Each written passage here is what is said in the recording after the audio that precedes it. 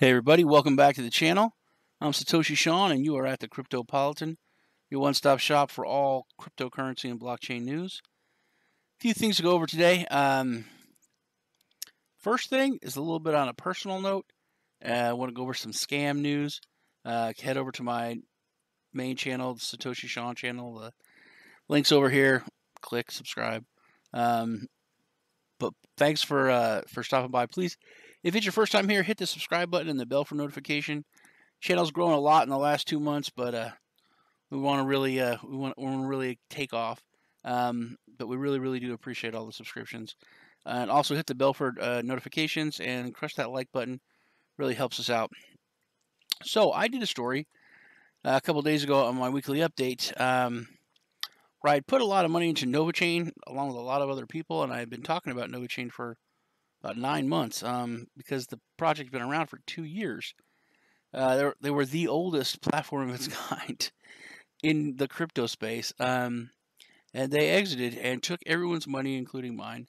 The tokens, went down to 1 cent. It was like 20 cents, but I don't even know where you can.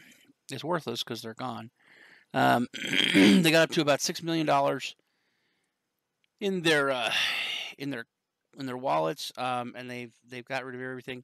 We have tried to track them through their wallets. They still have 125,000 in Tether, interest or USDT. That has not moved from one wallet. But if you have any information on it, you can get with me and let me know because we are definitely trying to find them. Now let's head over to the Cryptopolitan. There's a few things to go over. In what kind of regulation news? The Bank of Japan governor, he believes that institutionalized crypto would impair the economy. Everyone's freaking out about Facebook Coin now, as far as banks and everything and governments, which rightfully they should, because Facebook is just terrible. It's evil. But Masayoshi Amamiya, the head of the Bank of Japan, has raised concerns over the planned adoption of crypto assets by the nation's financial institutions. In other words, banks using LibreCoin. According to him, forcing cryptocurrency into the nation's wider financial sector could impair the economy. He said, in addition to all of this, Amamiya also instructed companies that launch crypto assets to conform to the nation's regulatory framework, which is good, which they pretty much already do, including regulations set forth to prevent money laundering, which they do. In his comment, Amamiya specified that, and specifically called out Facebook, highlighting that the firm's vast influence across the globe that meant this currency would have the most powerful impact on the global economy. Literally, overnight, Facebook is going to be one of the most powerful currencies out there, one of the most powerful countries out there. When you look at just what countries are based on their currency, it is pretty crazy, and they are scared. Next, go over the Inland Revenue Authority of Singapore. They published a draft of a tax guide on cryptocurrencies. In Singapore, really on top of things with cryptocurrencies, and this really looks good. The IRAS e-tax guide draft was published, and the Inland Review Authority of Singapore that tends to explain the treatment of goods and services taxed for the transactions that involve digital currencies as a medium of exchange. The main thing is usually cryptocurrencies are looked at as an asset, sometimes an investment, sometimes a currency, just everything. But whenever you use them, you create a taxable event, like selling a stock, and you have to pay taxes on it. The main thing about this draft is that it states that if one's paying digital tokens or cryptocurrency for any good or service, it's not to account for the output of tax. However, the other side of the transaction, the merchant would have to account for that tax, like a regular sales tax. So it's being treated like a regular currency. You wouldn't have that double taxation, which I think is really cool. So bravo for Singapore on that. The ECB Executive Board member warns of gaps in crypto regulation and adoption of new technology.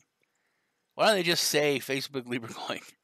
They didn't seem to care for years with Bitcoin, Ethereum, Litecoin, Doge, whatever came out that is just going to be a peer-to-peer going to bank the unbanked. You're going to do all, and they didn't give a crap. But now, Facebook has them all scared, petrified. According to the latest report, executive board member of the European Central Bank, Benoit Coyer, Benoit Coyer, asserted that financial regulators must expeditiously get prepared for Libra. So they got to do this quick. So it's obvious they're horrified. As per the reports, Coyer contended that it is an utterly irresponsible act, allowing the development of an asset class and a new financial services in a regulatory void. People have been screaming that for like years in the crypto community. He stated that as financial regulators, they would have to move now, very quickly. They're so scared. It's funny, but, it's kind of not funny. I wish it wasn't Facebook. And last, Iran is emerging as a new favorite for Chinese Bitcoin miners. This is a big deal because China has been coming down on a lot of miners. That's where the bulk of Bitcoin mining is. And Iran has cheap electricity. But Iran is actually courting the miners. It's not like I don't know any country that is like, yay, love, we want you to come here, miners.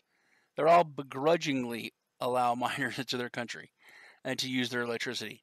But Iran's low electricity prices have garnered massive interest from Bitcoin miners around the world, and this time the Chinese who are leveraging it to further their business opportunities.